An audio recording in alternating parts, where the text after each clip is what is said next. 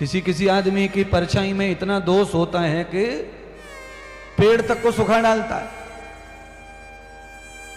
किसी किसी आदमी की परछाई इतनी दुष्ट होती है कि अचार को सड़ा देती है, अचार को फफूंदा लगा देती है। हमारा गुरुजी आप तो सब जानते हैं, आप सही बता रहे हैं। हमारी सासू माता भी ऐसा बताया करती थी पहले कि बुरी परछाई से अचार भी खराब हो जाता है, बुरी परछाई से पेड़ पौधे भी सूख जाते हैं। इसीलिए दुर्जन आदमी की परछाई नहीं पड़नी चाहिए तुम्हारे ऊपर, नहीं तो तुम्हारा शरीर नष्ट भ्रष्ट, बुद्धि खष्ट भ्रष्ट हो जाएगी। बचो, दुर्जन की संगत बुरी, भलो साईं को त्रास। भगवान चाहे कितना भी त्रास देवे तो भी भगवान को ही पकड़ के रखो। और दुष्ट आत्मा मित्र चाहे तुम्हें सोने की रोटी खिलावे, उसे बिल्कुल मत पकड़ो, क्योंकि वो पग पग पर सताएगा और भगवान 2-4 दिन तकलीफ देगा, बाद में गोद में खिलाएगा, प्यार करेगा, मोहब्बत करेगा। इसीलिए अपने साईं माने भगवान, अपने इष्ट से चाहे जितना मार खाओ पर संग भगवान का ही करो।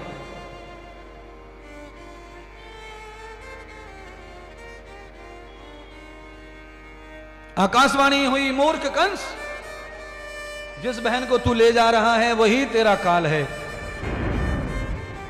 वही तेरा काल है, वही तेरा काल है। कंस समझा नहीं, क्योंकि अचानक तूफान आया, बारिश आई, बादल गरजने लगे। कंस को समझा ही नहीं क्या आकाशवाणी हुई है। दुहितम न दासान शब्दों क्रियात्मना,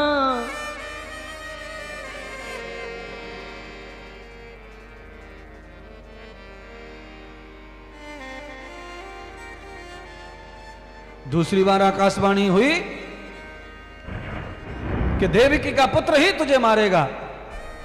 कंस फिर भी नहीं समझा। तीसरी बार बिजलियां तड़की, बादल गरजे और शांत हो गए।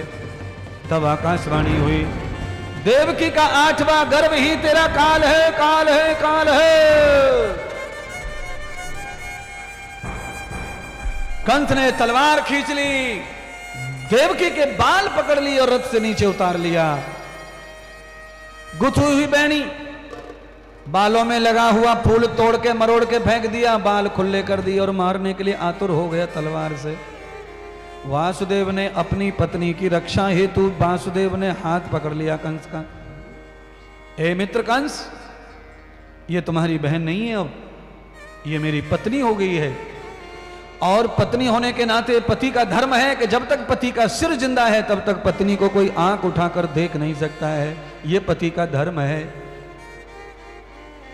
पर तुम मेरे मित्र हो, इसीलिए तलवार का बदला तलवार से नहीं मित्र। मैं पत्नी को भी मरते हुए देख नहीं सकता और मित्र को भी मरते देख नहीं सकता। इसलिए हे बंधु, तुझे भ्रम हो गया है अपनी बहन के पुत्र के मर जाने का, मार देने का। देवकी ऐसी नहीं है कि उसके उधर से ऐसे बालक पैदा होंगे जो तुझे मारेंगे, पर तू इतना पापी हो चुका है कि तुझे अपनी बहन पर भी विश्वास नहीं है।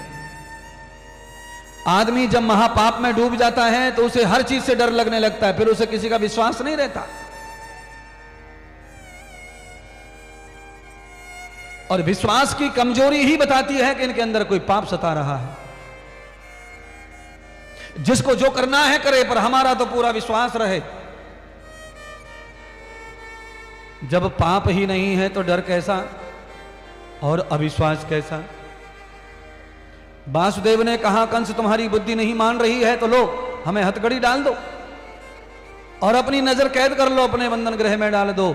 मेरे सब 8 बच्चे हो जाएंगे जब तक मैं तुम्हारी कैद में रहने को तैयार हूं, पर मुझे लड़ाई पसंद नहीं है। कंस को बात समझ में आ गई। क्यों? गीदड़ की मौत आती है तो किधर जाता है? हाँ, गांव की तरफ। कंस ने रथ वापस कर लिया और मथुरा की तरफ लौट गया। मथुरा में जाकर के दोनों पति पत्नी वसुदेव देवकी को बंदी गृह में डाल दिया। पिता उग्रसेन महाराज ने प्रतिशोध किया तो बूढ़े पिता के ऊपर भी चढ़ बैठा, मुकुट उतार के अपने माथे पे चढ़ा लिया और सारी सेना को कहने लगा, मैं तुम्हारा आज से राजा हूं, मैं भगवान हूं, मेरी पूजा करो। और इस बुड्ढे को भी डाल दो, पिता को भी जेल में डाल दिया। आप समझ रहे होंगे कथा शायद। जो संपत्ति पाने के लिए अपने माता पिता को दुखी कर दे, जो अपनी बहन जमाई को भी जेल में डाल दे, ऐसे भ्राता का क्या करेंगे संसार में। कंस ने यह सिद्ध कर दिया कि मैं ही भगवान हूं कलयुग का। और लोग भी पागल होते हैं। लोगों को क्या है, लोगों को तो आनंद लूटना है, माल लूटना है, तो भगवान की जय, भगवान की जय, कंस की जय करने लग गए लोग। आधे से ज्यादा सेना कंस की हो गई, बहुत सारे ब्राह्मण कंस के हो गए, बहुत सारे क्षत्रिय कंस के हो गए, और भगवान मान के पूजा करने लगे कंस की। पहला बालक हुआ, बधितो न कर्मं भूयंत जाताम, जेल में डाल दिया। और जेल में पहले बच्चे का समय हो गया। बनाइए कि जेल वगैरह, जेल की झांकी है क्या? नहीं है, खाली बाल गोपाल नंद यशोदा की है। नंद उत्सव की झांकी है ना, ठीक है।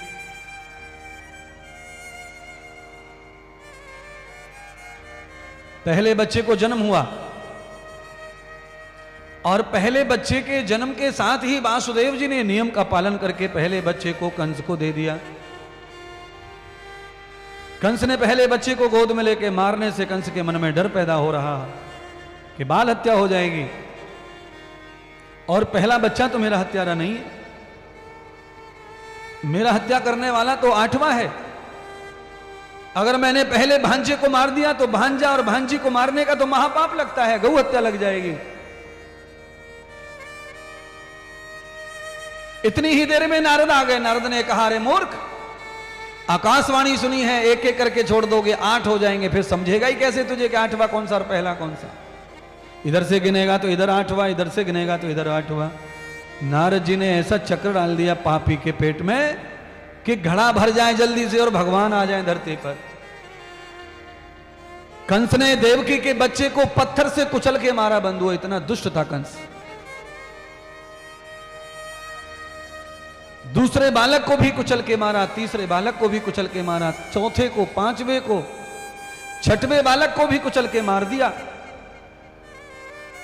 7वां गर्भ देवकी के गर्भ में आया। देवकी रोने लगी, हे बालक, हे मूर्ख, तेरा भाग्य फूटा है जो तू मेरी गोद में आया है, मेरी कोख में आया है।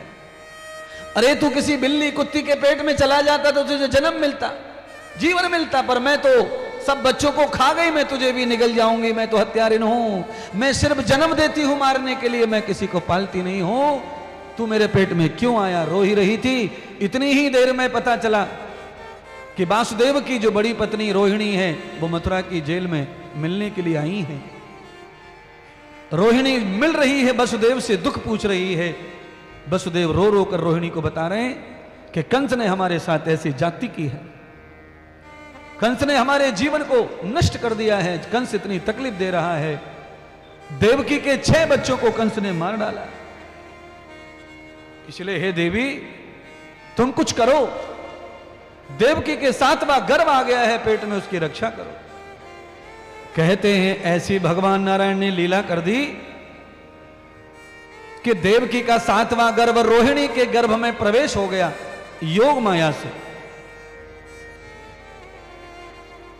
करता जब करता है तो सब कुछ अच्छा कर देता है। सामर्थ्यवान भगवान को क्या कमी है? लीलाधारी जो चाहे सो कर सकते। योग माया के कारण गर्भ में प्रवेश हो गया बालक, और जेल के पहरेदारों को बता दिया कि गर्भपात हो गया 7वें बच्चे का। रोहिणी बच्चे को लेकर के अपने गोकुल में चली गई। समय आया तो रोहिणी ने श्रावण मास के शुक्ल पक्ष एकादशी में बलराम जी को जन्म दे दिया। गोकुल के नर नारी रोहिणी का बालक देखकर बड़े प्रसन्न हुए, पर यशोदा मैया की कोख में बालक नहीं है, उम्र ज्यादा हो गई है। और आज रोहिणी के गर्भ से बालक आया तो सबको आनंद हुआ, पर यशोदा मैया का चेहरा देखें तो सारी गोपियां ग्वाल ग्वाल रोने लगे। हे भगवान, यशोदानंद बाबा कितने अच्छे हैं, यशोदा कितनी साड़ियां कितने श्रृंगार गोपियों को दान करती हैं, पर उनकी गोद क्यों नहीं भर रही है? उनके घर में लाला क्यों नहीं आ रहा है? नंद बाबा सबको आनंद देते हैं, इतने भोले सीधे हैं, पर उनके घर में लाला क्यों नहीं आ रहा है? आपने रोहिणी को दिया है तो नंद बाबा यशोदा को भी भगवान लाला दो। गोकुल की संपूर्ण गोपियों ने 11 दिन का अखंड व्रत धारण कर लिया। अगर यशोदा की गोद नहीं भरेगी तो हम जल नहीं पिएंगे, खाना नहीं खाएंगे, बालक नहीं खिलाएंगे और हम सोएंगे नहीं। निरंतर व्रत कर रही हैं, अखंड व्रत कर दिया। हे गोविंद, हे परमात्मा, हमारे 11 दिन का पूरा व्रत निर्जल व्रत है, इस व्रत का फल यशोदा को प्रदान कर देना। आप समझो पूरा गांव गोल हो गया यशोदा मैया की खुशी के लिए। इतनी अच्छी कोई हो सकता है दुनिया में आदमी जिसके लिए पूरा गांव एक हो जाए? गाम करे सो राम करे, राम करे सो गाम करे। एक गांव अगर एक मुंह हो जाए, एक गांव अगर एक विचार हो जाए तो उसके आगे राम भी कुछ नहीं है, फिर राम की बराबर शक्ति हो जाती है गांव में जब एक विचार हो जाता है। और जिस घर में एक विचार हो जाए सबका, तो वो घर भी पूरे गांव पे भारी पड़ता है। चाहे घर में 4 ही सदस्य क्यों ना हो, पर चारों का विचार एक होना चाहिए। उस घर में भी राम आके बैठ जाते हैं अयोध्या लेके, पर जिस घर में 2 लोग हैं पर विचार मिलते नहीं, चाहे जितनी आरती गाले राम की, राम आने वाले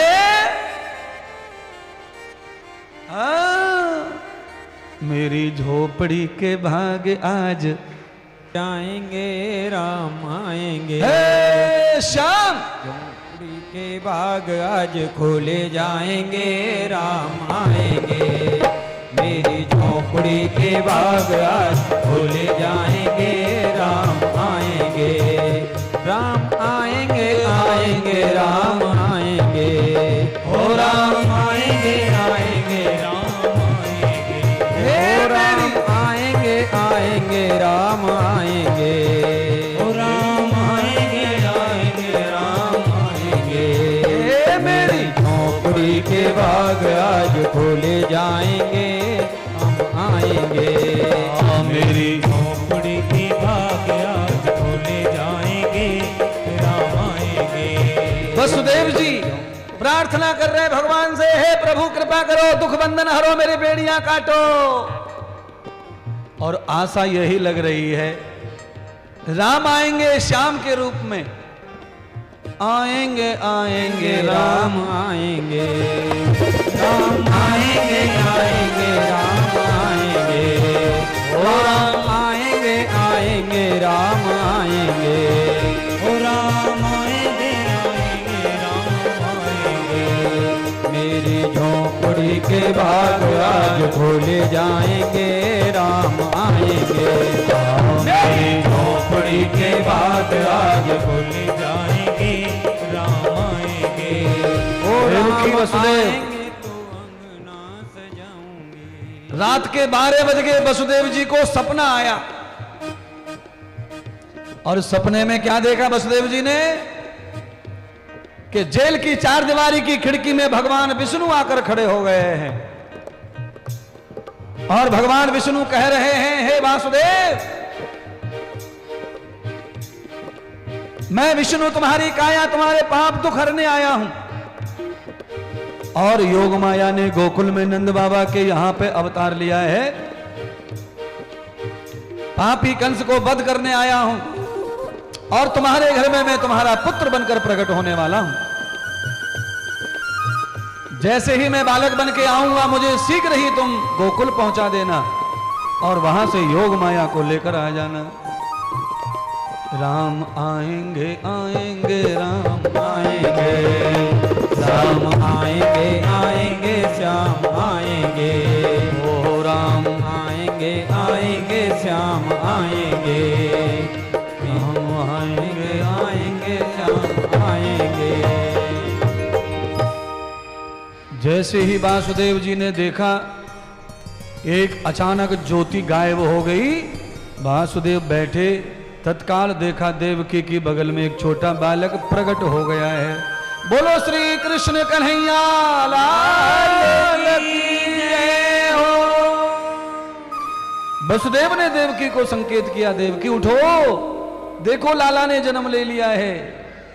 अचानक देवकी ने बालक को देखा तो मोह माया में भर गई और पल्लू में छुपा लिया बालक को। किसी द्वारपाल सैनिक के नजर ना पड़ जाए। 7 बच्चों को जन्म देने वाली देवकी आज तक बच्चे का मुख नहीं देखा। आज 8वां बच्चा देवकी ने मुख दर्शन किया तो देवकी में ममता पैदा हो गई। अब तो देवकी रो रो कर वसुदेव को कहने लगी, इस लाला को बचाओ कंस से, कंस नहीं तो इसे मार डालेगा। मेरे पुत्र को बचाओ, मेरे वंश को बचाओ। हे वसुदेव, कहीं भी ले जाओ, यमुना में फेंक दो, पानी में डाल दो, मिट्टी में दबा दो, और मेरे पुत्र को बचाओ। वासुदेव समझाने लगे, देवकी चिंता न करो, मुझे परमात्मा ने पहले ही सपना दे दिया है।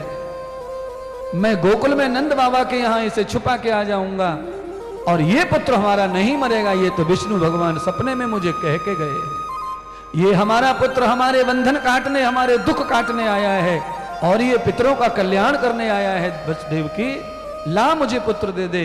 देवकी ने वसुदेव जी को जैसे ही पुत्र पकड़ाया, श्री वासुदेव ने पुत्र को सूप में रखकर सिर पे पधराया। जैसे ही भगवान सिर पर आए, चमत्कार हो गया। क्या चमत्कार हुआ कि सब सो गए पहरेदार, सारे पहरेदार सो गए और जेल के ताले टूट के गिर पड़े, फाटक खुल गए। बादल धरती पर आकर पूरा अंधकार कर दिया। देवकी का लाला और वसुदेव किसी को दिख नहीं रहे। बादलों ने ऐसा घनघोर घटा छा दी है। इसलिए आप देखते होंगे भगवान कृष्ण के साथ में बादल और घटाओं के अनेक गीत हैं, क्योंकि बादलों ने ऐसे ढक दिया देवताओं ने आके भगवान को कि किसी को दिख ना जाए। सारे पहरेदार मूर्छित होकर गिर पड़े।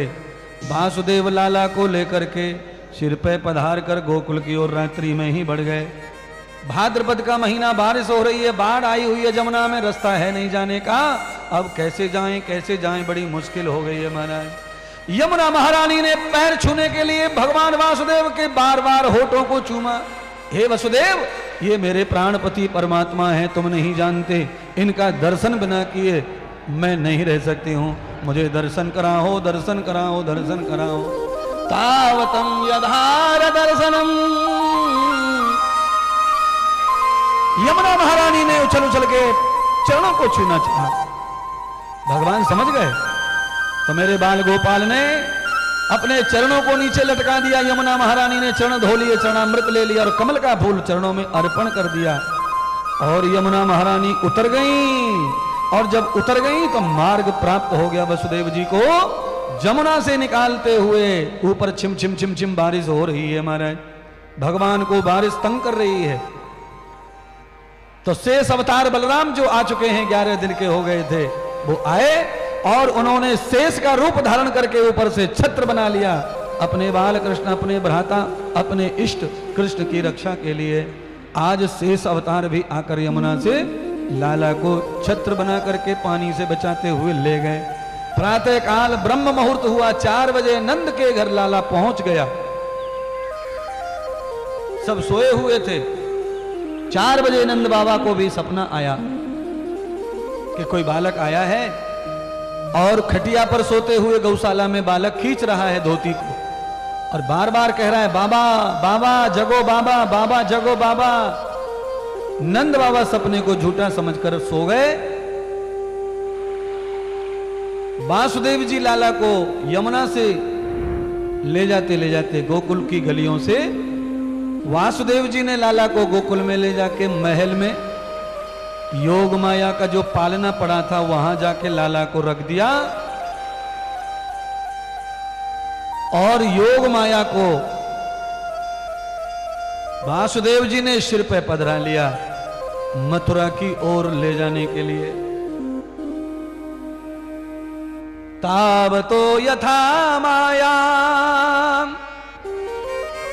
अधर निष्ठो या पतिम द्वयाम दृश्यम यथा वासु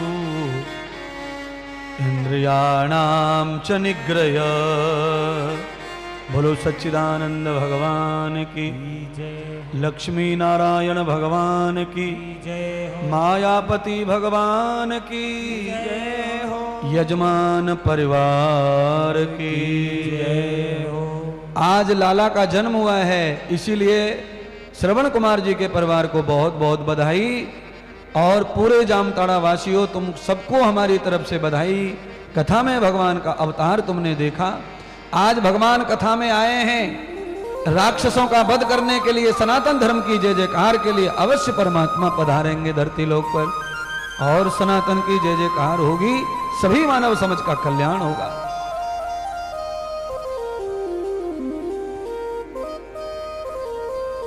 ब्रह्म मुहूर्त समाप्त हुआ और ब्रह्म मुहूर्त समाप्त होने के बाद जैसे ही सूर्य का आगमन हुआ तो पीली फट गई, धरती पर पीला पीला कलर हो गया, बादलों से सूर्य चमक रहा है। नंद बाबा की बड़ी बहन है सुनंदा, सुनंदा दौड़ करके आई कि भाभी के लाले की दर्शन कर आऊं। सुनंदा दौड़ के आई, सुनंदा नंद बाबा की बहन दौड़ कर आई और आकर के लाला को देखना चाहती है, लाली को, क्योंकि योग माया ने कन्या ने जन्म जो लिया था पुराने जमाने में बुआ के पास में ही नए जन्म वाले बालक को 2.25 महीने 4 महीने की सेवा में दिया जाता था। ननद आती थी, बुआ आती थी, उनको बुलाया जाता था पहले बच्चे को जन्म देने के लिए। तो जैसे ही सुनंदा ने देखा कि पालने में लाली सो रही है, लाली से मिलने के लिए आई थी और जब लाली को देखा सुनंदा ने पल्लू हटाया, पदरा हटाया। आदृष्टम धर्म रक्षणाम दृश्यम योग सद्भव। जय हो, जय हो, जय हो, जय हो, जय हो। कृष्ण कन्हैया लाल की जय हो, कृष्ण कन्हैया लाल की जय हो, कृष्ण कन्हैया लाल की जय हो, कृष्ण कन्हैया लाल की जय हो, कृष्ण कन्हैया लाल की जय हो। जय हो। सबको बधाई हो, जिनका ये बालक है उनको भी बधाई हो। इसको नशे का इंजेक्शन दिया सो रो नहीं रहा है, बधाई हो, बधाई हो, बधाई हो, बधाई हो। नंद बाबा यशोदा मैया को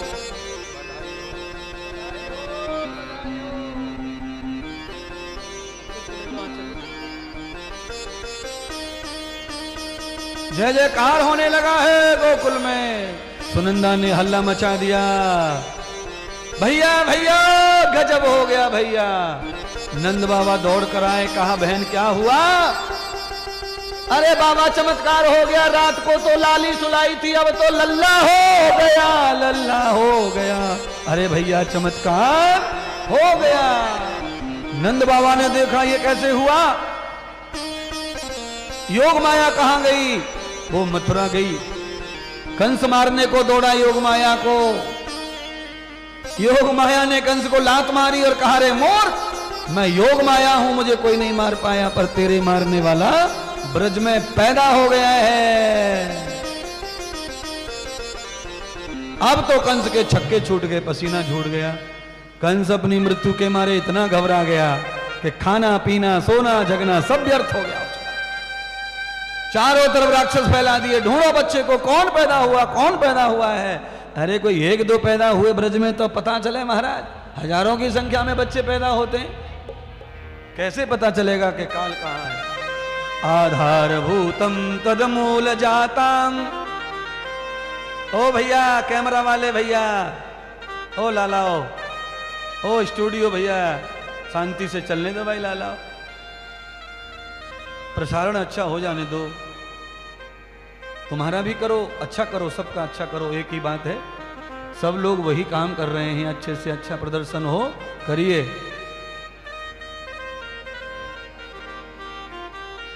नंद बाबा घर आए तो नंद बाबा को खुशी के मारे पूरे गांव में डोल गए एक टांग से, सबको हल्ला मचा दिया नंद बाबा ने।